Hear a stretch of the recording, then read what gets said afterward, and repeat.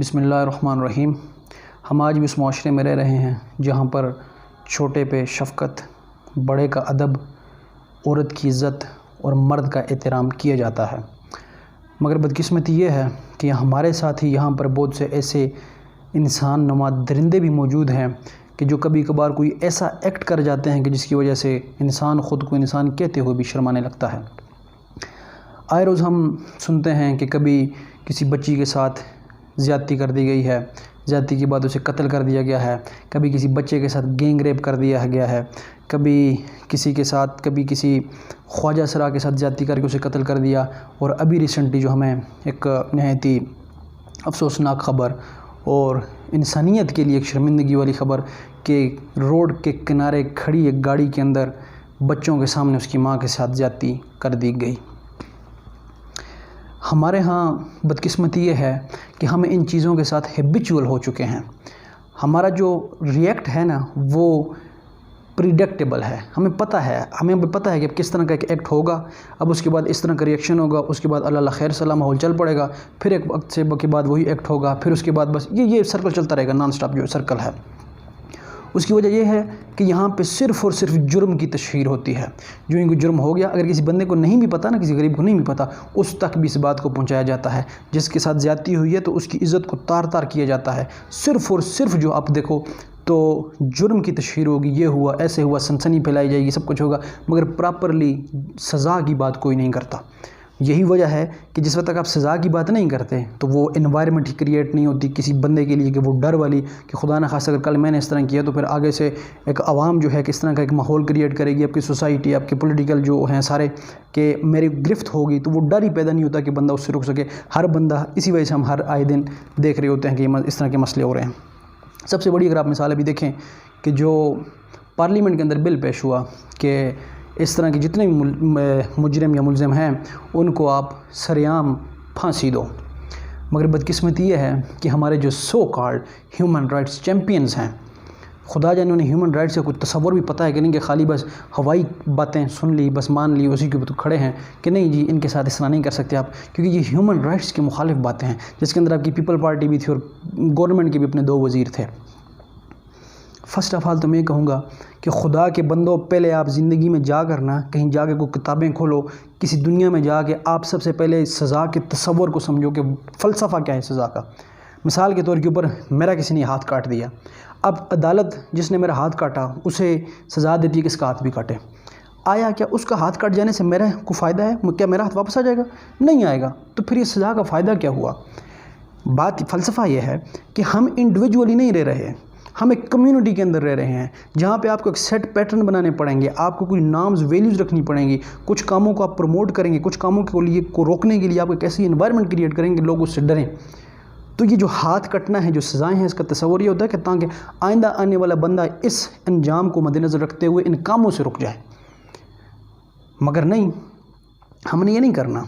हमारे यहाँ तो सबसे बड़ी बदकिस्मती है कि हमारे यहाँ औरत के हकूक़ की सबसे बड़ी चैम्पियन वो होगी कि जो अपनी बड़ी लैंड क्रूज़र गाड़ियों में घूम रहे होंगे, मगर उन्हें इतनी तौफीक नहीं होगी कि वो किसी गरीब बस्ती के अंदर जाकर उस औरत गरीब से मिल सके, क्योंकि वहाँ के गंदे माहौल से उनको सफोकेशन होती है, उन्हें बदबू आती है, वो उन्हें अच्छा नहीं लगता, अनहाइजीनिक कंडीशंस होती हैं। हमारे यहाँ बच्चों या चाइल्ड की प्रोटेक्शन के सबसे बड़े नंबरदार वो होंगे कि जिनके अपने घरों के अंदर चाइल्ड लेबर हो रही होगी, मार मार के उनका कबाड़ा कर दिया होगा उन लोगों ने। हमारे यहाँ मज़दूर के सबसे बड़े जो राइट्स के चैम्पियन होंगे वो लोग होंगे जो किसी गरीब मज़दूर के साथ हाथ मिलाना गवारा नहीं करते, क्योंकि उसके हाथ गंदे होते हैं, कहीं इनके हाथ काले ना हो जाएं।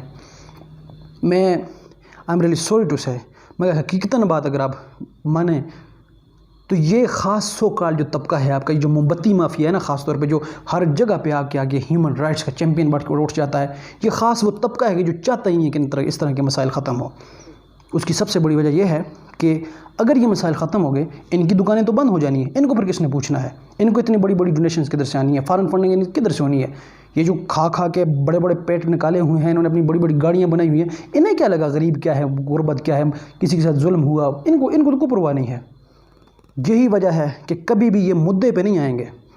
यूँ ही किस तरह मसला होगा, नए नए शोशे छोड़ दिए जाएंगे। फ़र्स्ट ऑफ़ ऑल ये बंदूकें आपके मज़हब की तरफ मुड़ जाएंगी, हम तो रियासत मदीना, मुसलमान ऐसा, मुसलमान वैसा। उसके बाद आपके कल्चर की तरफ, आपकी अखलाकियात की तरफ मुड़ जाएंगी। फिर फेमिनिज़म का शोशा छोड़ के मर्द के ख़िलाफ़ एक नई तहरीक शुरू हो जाएगी।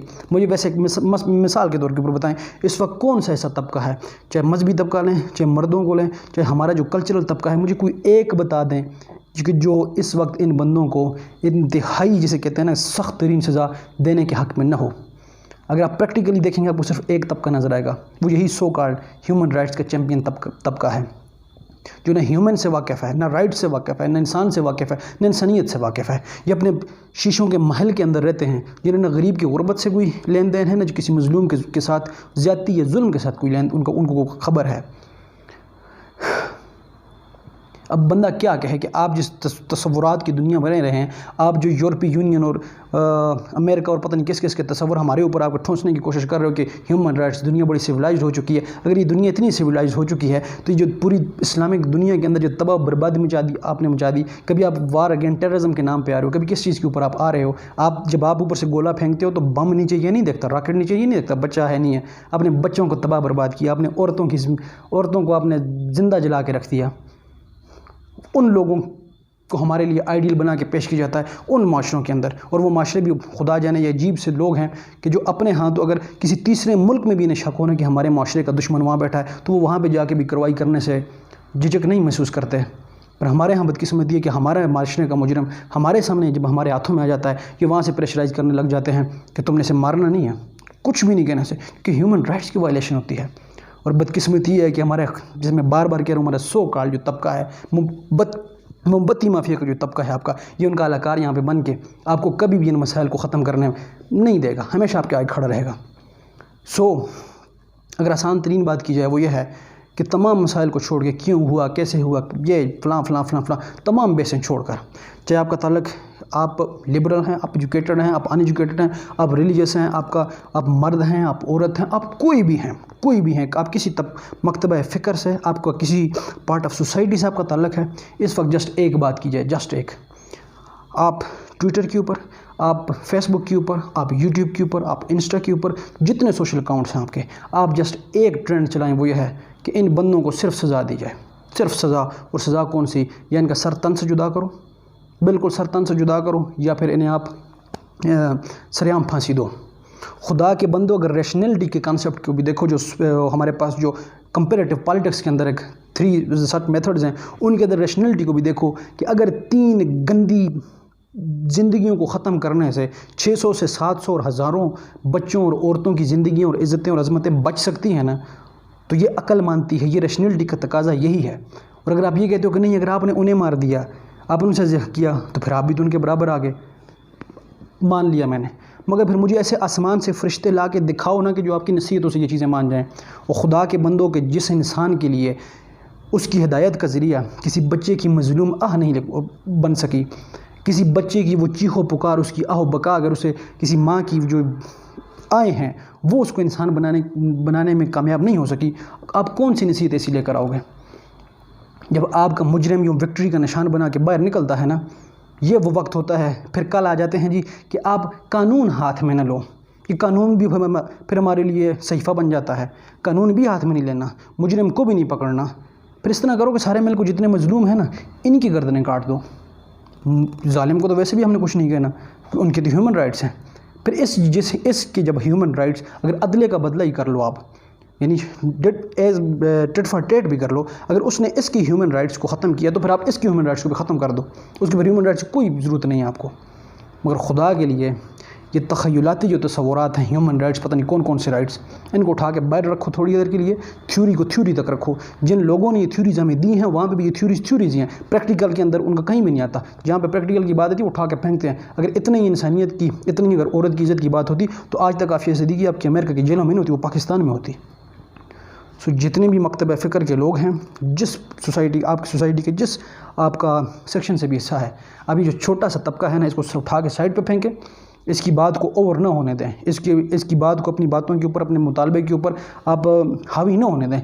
आप एक ट्रेंड चलाएं, एक एनवायरनमेंट बनाएं कि 2 ही चीज़ें, एक या तो इनका सर तन से जुदा किया जाए, या फिर इनको सरेआम फांसी दी जाए, कोई तीसरा ऑप्शन नहीं। ये जिस तरह आज तक एक बात की जाती है कि हैंग द रैपिस्ट, और जो इसको अपोज करते हैं साथ उनको भी लटकाओ, ताकि ये गंदगी का बाजार ही ख़त्म हो। हमने मसले ख़त्म करने हैं। तुमने किताबें लिखनी है, फ़लसफ़े लिखनी है, अपने पास लिखो। हमारे माशरा इस वक्त इस काबिल नहीं है, हम इस मुतामिल नहीं हो सकते कि हम आज बैठ के इंतज़ार करते रहें कौन कब किसकी इस्लाह होगी। Thank you very much.